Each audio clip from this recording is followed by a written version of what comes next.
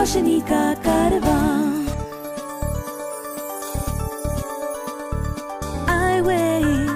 इस कार्यक्रम के प्रस्तुतकर्ता हैं Rajiv Gandhi Foundation, Tech Mahindra Foundation और स्कोर फाउंडेशन। रोशनी जो करती है अंधेरे को दूर, रोशनी जो लाती है दिल में नूर, रोशनी जो दिखाती है रास्ता। ये है रोशनी का कारवां। मैं सलीमा रजा अपने साथी अरशद इकबाल के साथ एक बार फिर आपका स्वागत करती हूँ आपके साप्ताहिक प्रोग्राम आई वे ये है रोशनी का कारवां में। अरशद जी, एक शेर सुनाने का मन कर रहा है। भाई शेर और आपकी तरफ से आए तो बहुत अच्छा होगा, मुझे यकीन है। शुक्रिया। तो जरा गौर से सुनो दोस्तों, आप भी सुनिए। अर्ज किया है, परिंदों को मंजिल मिलेगी यकीनन, परिंदों को मंजिल मिलेगी यकीनन, ये फैले हुए उनके पर बोलते हैं। वाह।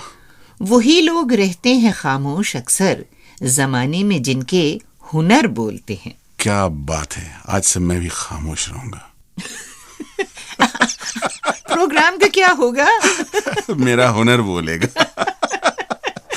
वही सलीमा जी, क्या शेर अर्ज किया आपने। वाकई जिन लोगों में हुनर होता है उन्हें खुद कुछ बोलने की जरूरत नहीं होती है, उनका हुनर ही उनके लिए बोलता है। तो चलिए आज इसी के साथ हम अपने आज के मेहमान से मुलाकात करते हैं, जो पहले और अकेले ऐसे IES ऑफिसर हैं जो ब्लाइंड हैं।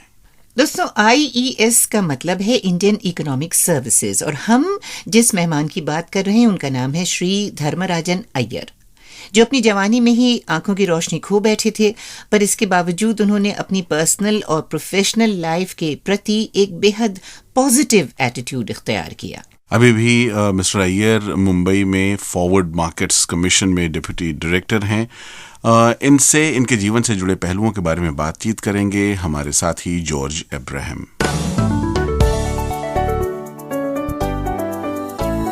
धर्मराजन अय्यर साहब, आप हमारे कार्यक्रम में स्वागत है। Thank you. आप ये सेंट्रल गवर्नमेंट का एक बॉडी है फॉरवर्ड मार्केट कमीशन, इसमें आप कार्यरत हैं। हाँ जी। तो आपका यहाँ पर आप क्या करते हैं? मैं यहाँ 1983 में ज्वाइन किया था। 4 प्रमोशन मिलकर आज मैं डिप्यूटी डायरेक्टर बन गया हूँ। मेरा सेक्शन में पॉलिसी है, रिसर्च एंड डेवलपमेंट है, अपॉइंटमेंट ऑफ इंडिपेंडेंट डायरेक्टर्स है, डीम्यूचुअलाइजेशन है, और rules and regulations, complaints etcetera में हैंडल करता हूँ। तो जब आप ये फॉरवर्ड मार्केट कमीशन ज्वाइन किया, आपकी आंखों का कुछ प्रॉब्लम था या नहीं? तभी कुछ प्रॉब्लम ज़्यादा नहीं था, सिर्फ 3-4 साल के बाद मुझे नाइट विजन का प्रॉब्लम चालू हुआ।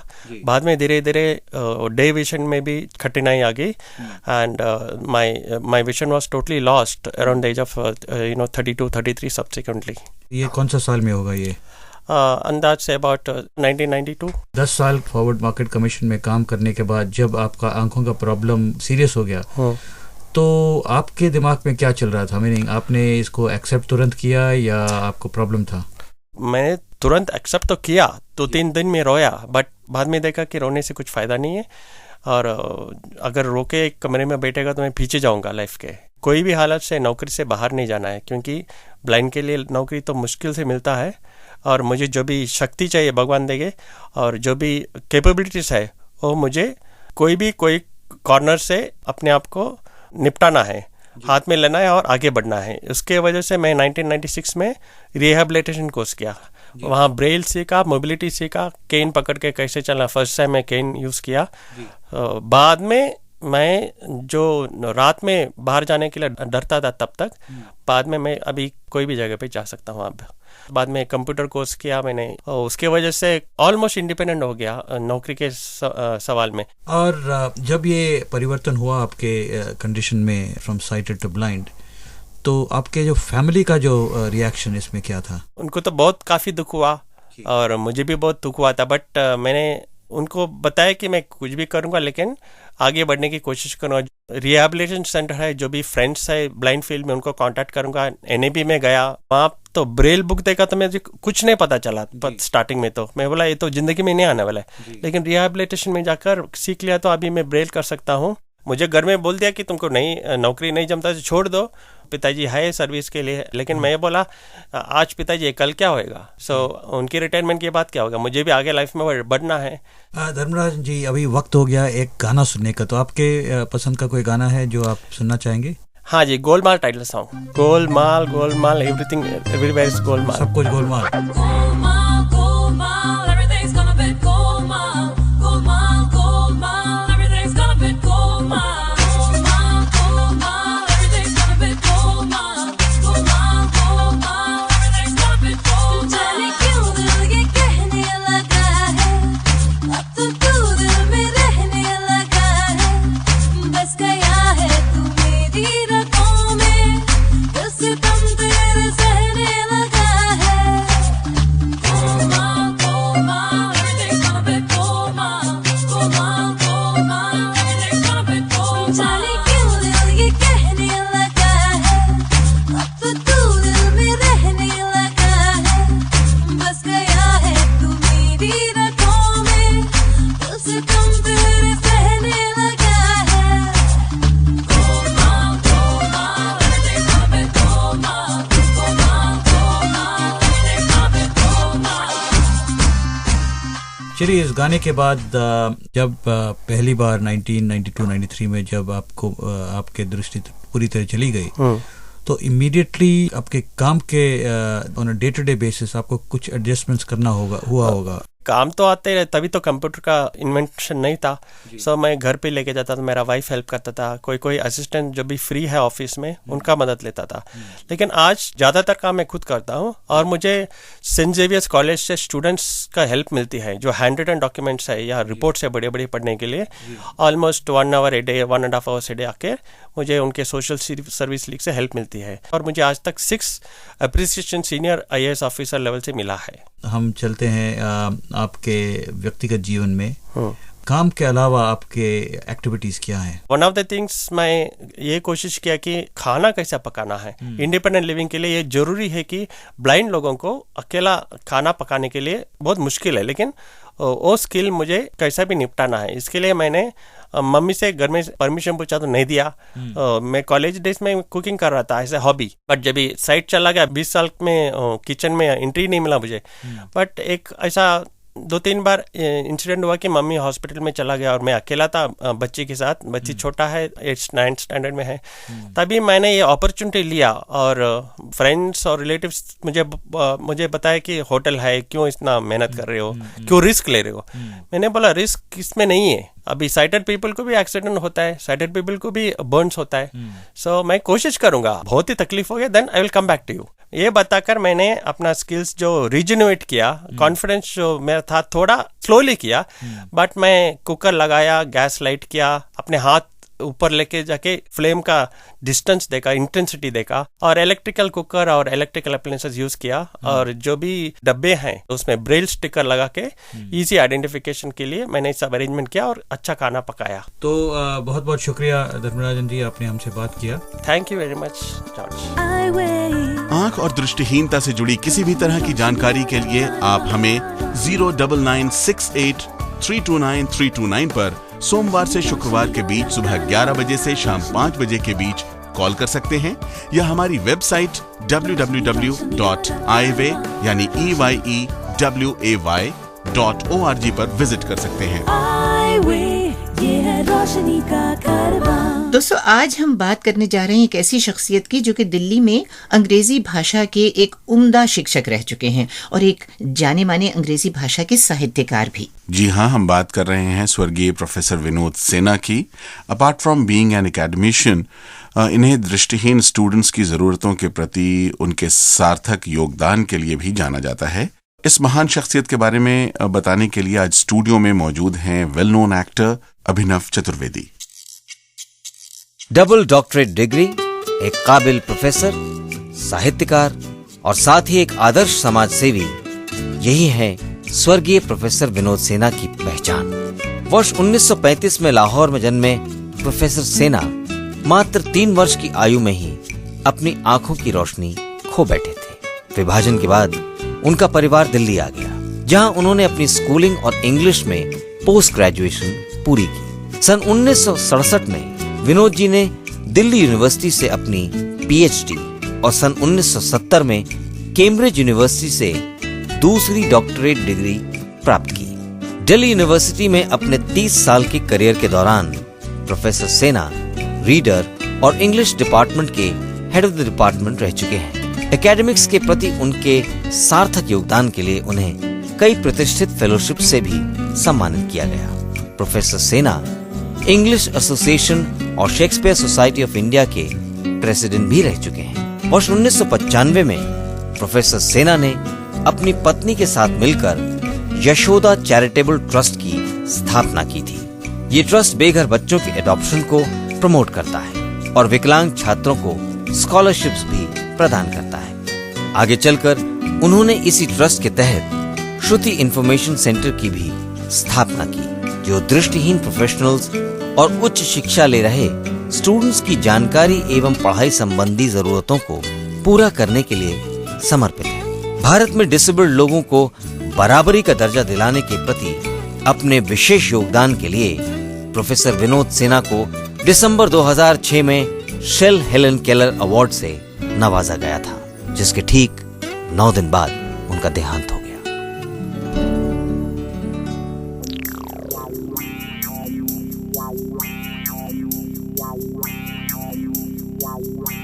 हमने गीत सुनाए, हमने रंग सजाए, हमने रूप दिखाए तुम्हें, हमने दुनिया के वासी, हमको नहीं फिक्र जरा सी, हमने नई बात बताए तुम्हें। हमने गीत सुनाए, हमने रंग सजाए, हमने रूप दिखाए तुम्हें, हमने दुनिया के वासी, हमको नहीं फिक्र जरा सी, हमने नई बात बताए तुम्हें। लहरा के बल खा के और झूम के हम गाए, जो दिलों की बात है हम गाए, हम गाए, जो सबकी ही बात है हम गाए, हम गाए। गीत ऐसे हम सुना दे जिनकी धुनें ही नहीं हो, सारी बातें हम बता दे जो सबके दिल में है पर अब तक है अनकही। हमने गीत सुनाए, हमने रंग सजाए, हमने रूप दिखाए तुम्हें, हमने दुनिया के वासी, हमको नहीं फिक्र जरा सी, हमने नई बात बताए तुम्हें। लहरा के बल खा के और झूम के हम गाए। Whoa, whoa, whoa, whoa, whoa, whoa, whoa, oh yeah, yeah, yeah. मैं टॉम ऑल्टर बोल रहा हूँ। मैंने अपनी जिंदगी में हमेशा ये देखा है कि कामयाबी का असली मतलब है मुश्किलों का सामना करना। ये दास्तानें सुनकर और सुनाकर मैंने आज कामयाबियों को एक नए अरूज पर देखा। ये है रोशनी का कारवां। अरशद जी। एक कन्फेशन करने का मन कर रहा है मेरा। वो ये कि मैं वैसे तो पढ़ाई लिखाई में ठीक ठाक ही थी, लेकिन एक सब्जेक्ट था जिसमें बड़ा मुश्किल होता था, और उस सब्जेक्ट का नाम मैंने रखा था माथे में अटक। समझ गए ना? कहना ये चाह रही हूँ कि मेरे जैसे स्टूडेंट्स की तरह ही कई ब्लाइंड स्टूडेंट्स भी मैथमेटिक्स को बहुत कठिन मानते हैं और उसे एक सब्जेक्ट के तौर पर लेने से डरते हैं। पर सबसे दुख की बात यह है कि कुछ टीचर्स और पेरेंट्स का भी यही मानना है कि ब्लाइंड बच्चों को मैथमेटिक्स नहीं पढ़ना चाहिए क्योंकि वो उसे कर नहीं पाएंगे। पर अगर देखा जाए तो सभी लोगों में मैथमेटिक्स की क्षमताएं होनी बहुत ज़रूरी हैं, और यहाँ मैं ब्लाइंड लोगों की बात कर रहा हूँ, और मैं मानता हूँ कि ब्लाइंड बच्चों के लिए मैथमेटिक्स सीखना उतना मुश्किल नहीं है जितना कि समझा जाता है। बातचीत कर रहे हैं एसआर मित्तल से, जो कि प्रोफेसर हैं जामिया मिलिया इस्लामिया नई दिल्ली में। सलीमा, मैंने भी यहीं से तालीम हासिल की थी। अरे वाह, तब तो तुम्हें और मजा आएगा सुनने का। वैसे मैं ये बता दूं कि प्रोफेसर मित्तल जो हैं वो 14 साल से यहाँ काम कर रहे हैं, और इससे पहले वो National Institute for the Visually Handicap Dehradun में काम कर रहे थे। By the way he is MA/M.Ed by qualification. SR Mittal ने अपने बचपन में अपनी नजर खो दी थी अधिक जानकारी लेंगे हमारे दोस्त प्रणय गड़ोदिया।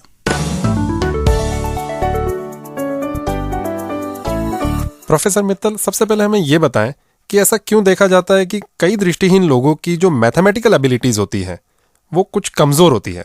प्रणय जी, इसका सबसे बड़ा कारण यह है कि हमारे देश में अधिकांश शिक्षा बोर्ड्स में गणित सीखने से ब्लाइंड बच्चों को छूट दे रखी है, खास तौर पर उत्तर भारत में। अब जब किसी चीज को सीखने से छूट मिल जाए तो उसकी तरफ किसी का रुझान होगा ही नहीं, न सीखने वाले का न सिखाने वाले का। राइट।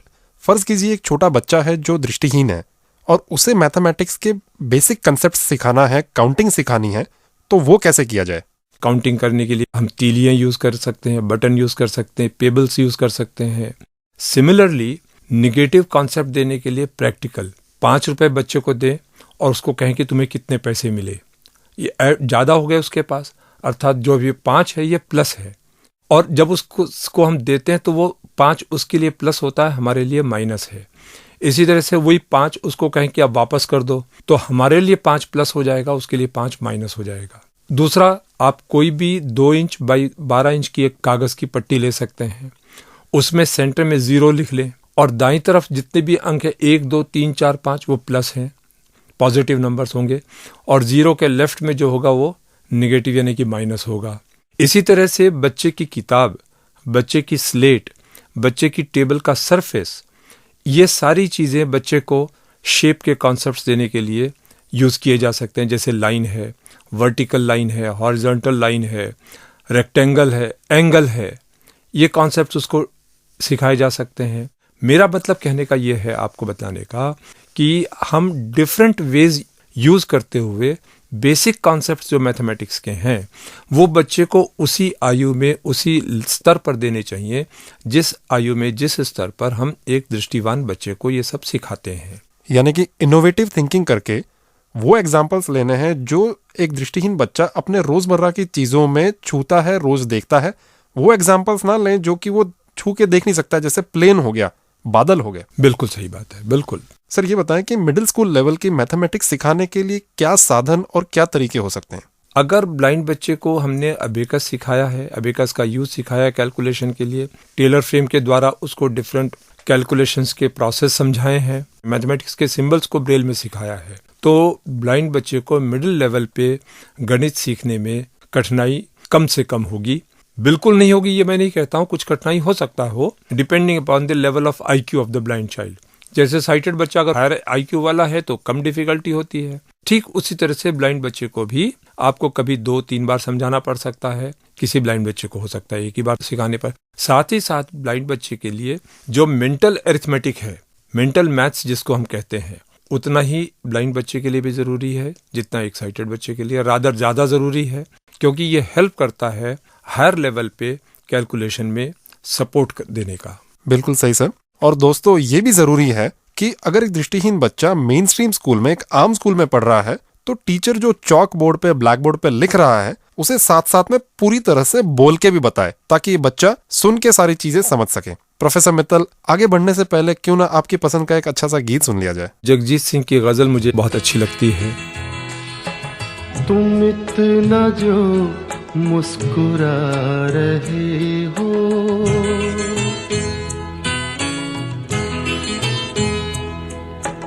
तुम इतना जो मुस्कुरा रहे हो, क्या गम है जिसको छुपा रहे हो, क्या गम है जिसको छुपा रहे हो, तुम इतना जो मुस्कुरा रहे हो।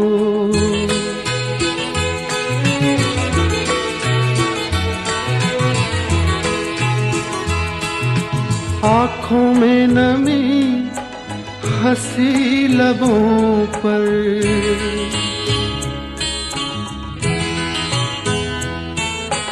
आँखों में नमी, हंसी लबों पर, क्या हाल है क्या दिखा रहे हो,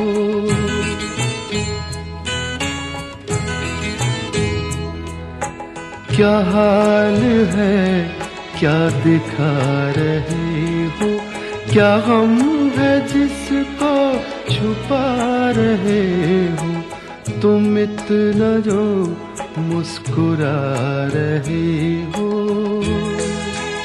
दोस्तों, बेसिक और मिडिल स्कूल लेवल का मैथमेटिक्स ही नहीं, कई लोगों ने जो दृष्टिहीन हैं उन्होंने हायर लेवल के मैथमेटिक्स भी काफी अच्छे से की है। प्रोफेसर मित्तल, ये बताएं कि हायर मैथमेटिक्स करते समय एक दृष्टिहीन व्यक्ति के लिए आपका क्या सुझाव होगा?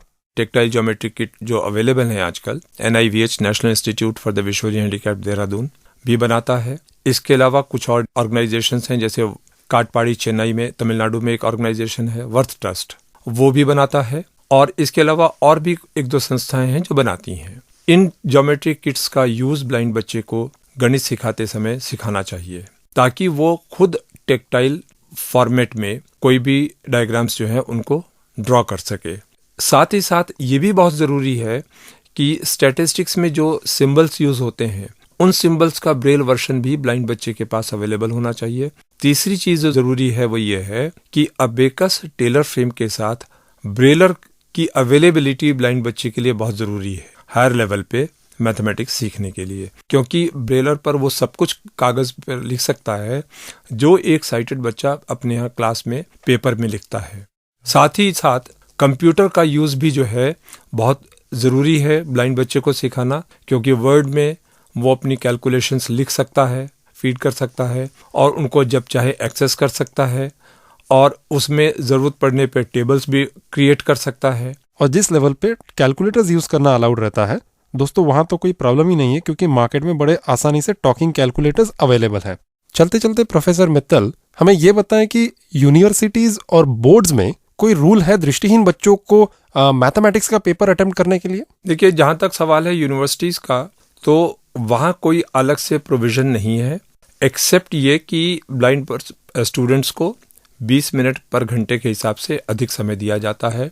दूसरा, जो जैसे एक साइटेड स्टूडेंट कैलकुलेटर या और चीज़ें ले जाने के लिए अलाउड होता है, ब्लाइंड पर्सन भी, ब्लाइंड स्टूडेंट्स भी अपने साथ टॉकिंग कैलकुलेटर, अबेकस एटसेट्रा ये ले जा सकते हैं। बोर्ड्स में चूंकि गणित से एग्जम्पशन ही उन्होंने दे रखी है, इसलिए कोई अलग से प्रोविजन उन्होंने इस तरह का नहीं किया है कि जो विजुअल डायग्राम्स वाले क्वेश्चंस हैं उनको हटा दें, उनकी जगह कोई सब्स्टिट्यूट दे दें। हालांकि हमारे पर्सन्स विद डिसेबिलिटी एक्ट के अंदर ये लिखा हुआ है कि किसी भी एग्जामिनेशन में अगर गणित के प्रश्न डायग्राम बेस्ड हैं तो उन प्रश्नों की जगह पे सब्स्टिट्यूट क्वेश्चंस दिए जाएं, लेकिन अबेकस, टेलर फ्रेम या ब्रेल सिंबल्स, कैलकुलेटर्स साथ में ले जाने की छूट है, और जो 20 मिनट पर घंटे एक्स्ट्रा देने की बात है वो तो है ही है। CBSE बोर्ड ने दिल्ली के स्टूडेंट्स के लिए खास कंप्यूटर्स भी अलाउड किया है अपनी एग्जाम्स लिखने के लिए, जिसके अंदर मैथमेटिक्स भी वो अपना कंप्यूटर्स पे दे सकते हैं। तो ये सारी बात जानने के बाद पेरेंट्स को ये जरूरत है कि अपने दृष्टिहीन बच्चों को ही वो इक्वली मोटिवेट करें मैथमेटिक्स पढ़ने के लिए, उन्हें जो चीजें जरूरत है मैथमेटिक्स करने के लिए वो ला के दें, और मैथमेटिकल वोकैबुलरी का भरपूर यूज करें। अधिक जानकारी के लिए हमारे आईवे हेल्प डेस्क 09968329329 पर सोमवार से शुक्रवार के बीच सुबह 11 बजे से शाम 5 बजे तक हमें कॉल कर सकते हैं, या हमारी वेबसाइट www.iway यानी EYEWAY.org पर विजिट कर सकते हैं। ये है रोशनी का कारवां। आ गया आपके शहर में एक बार फिर एपिसोड 37 में पूछे गए आपने सवाल का जवाब, और हमने आपसे पूछा था, अगर आपको याद हो, कि उस महान हस्ती का नाम बताइए जिसका जन्मदिन 4 जनवरी को होता है और डेथ एनिवर्सरी 6 जनवरी को होती है। इस दृष्टिहीन व्यक्ति ने एक ऐसी शानदार चीज का आविष्कार किया था जिसने दुनिया भर के दृष्टिहीन लोगों का जीवन ही बदल डाला था। और आपके ऑप्शन थे ए धृतराष्ट्र, बी हेलन केलर और सी लुई ब्रेल। और इसका सही जवाब है ऑप्शन सी, यानी कि लुई ब्रेल। और विजेता का नाम बताने के लिए, अरे भैया बार बार क्या बताएं, वो ही हैं हमारे। नहीं, वो नहीं है। अच्छा, कौन है? सिद्धार्थ दाडवाल, जो कि रेडियो जॉकी बनना चाहते हैं। भाई सिद्धार्थ, दोस्तों को 37th एपिसोड के लकी विनर का नाम बताइए, डरिए मत। नहीं अर्शद जी, मैं विजेता का नाम बताने से बिल्कुल नहीं डर रहा हूँ। विजेता का नाम है गुल मोहम्मद पुलवाना कश्मीर से, जिन्होंने अपना जवाब SMS द्वारा भेजा है। दोस्तों, ब्रेल अपने आप में एक भाषा नहीं है। ब्रेल एक लिपि है, एक स्क्रिप्ट है विभिन्न भाषाओं को पढ़ने और लिखने के लिए।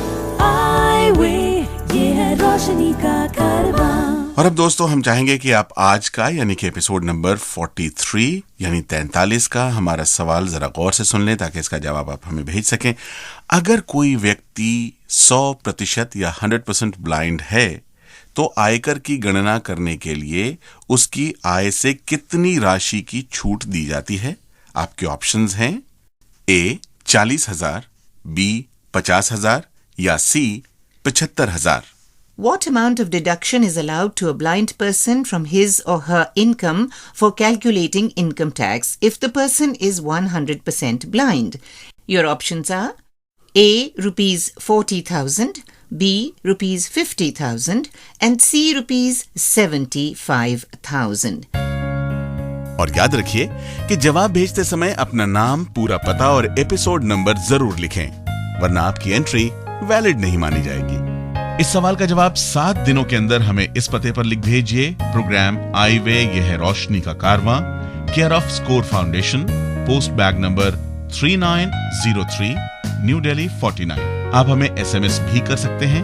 नंबर नोट कर लीजिए 09968329329 और आप अपना जवाब ब्रेल में भी भेज सकते हैं। या हमारी ईमेल ID भी नोट कर लें, radio@iway.org पर लिखें।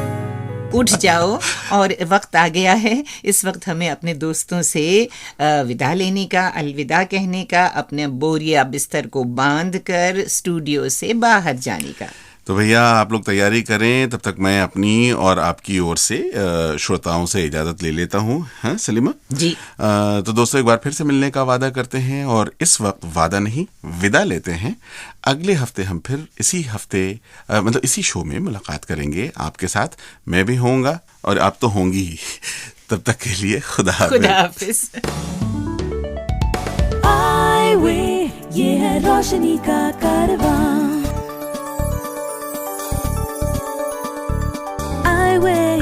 इस कार्यक्रम के प्रस्तुतकर्ता थे Rajiv Gandhi Foundation, Tech Mahindra Foundation और स्कोर फाउंडेशन। ये है रोशनी